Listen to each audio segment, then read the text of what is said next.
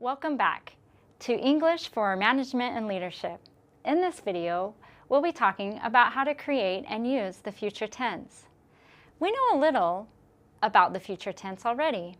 As you know, to express something in the future, we can use am, going to, he, she is going to, and they, you, we are going to do something. Future can also be expressed with will. However, in this lesson, we'll focus on using contractions with the future tense. The definition of a contraction really does mean to make something smaller. Have you heard that English speakers have lazy tongues? Most often, in speaking about the future tense, you'll hear native speakers use contractions. Contractions make it easier and faster to pronounce phrases because they are smaller and shorter. Have you recognized the future tense contractions I've used since this video started? Will and you'll. Since businesses are innovative, constantly changing, and taught to dream big, the future tense is often used for timelines, goals, predictions, and targets. In our video, Don Holt, the business unit president, tells those in attendance at the meeting, you'll be able to see how important your work is to the world. We'll use the apostrophe to make contractions.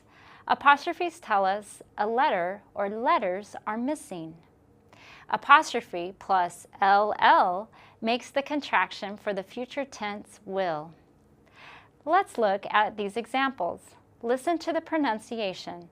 I'll, she'll, he'll, it'll, they'll, will, you'll.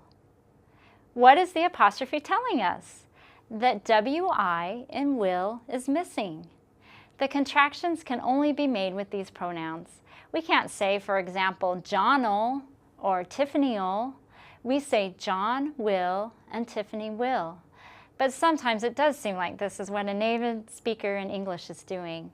Again, it comes back to that lazy tongue. The negative contraction form of will is won't. This is just something to memorize. It's an exception to the spelling rules and grammar. Here are some examples. Catherine will be an asset, but she'll also give her opinion. Jake has many ideas, but he won't stop talking. With the future phrases is, am, are, going to, the contraction patterns are a little different. The apostrophe still reminds us that letters are missing.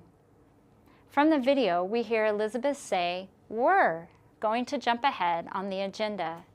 How are the other pronouns made into contractions? Let's take a look.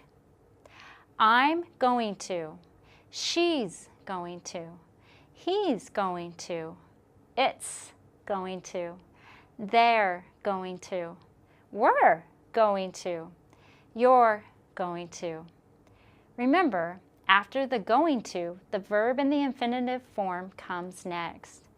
The easiest way to put these future tense phrases into the negative is to add not after the subject. I'm not going to. She, he, it's not going to. We're, they're, you're not going to. But there's another correct way to say the negative future tense with contractions. However, the position of the apostrophe changes. I'm going to stays the same, but she's, he's, it's not going to can also be said as she, he, it isn't going to. And we're, they're, you're not going to can also be said as we, they, you aren't going to. Here are a few examples of how those contractions are used. She's going to meet with her team members individually. They aren't going to feel comfortable at first, but eventually they're going to see her purpose in it. Now it's your turn to create a few sentences about biodense future plans using your new knowledge of contractions. Let's review the takeaways from this lesson. Contractions help shorten words in the future tense. They are often used when speaking. The apostrophe tells us letters are missing. For will, the pronouns become I'll, she'll, he'll, they'll, will, you'll.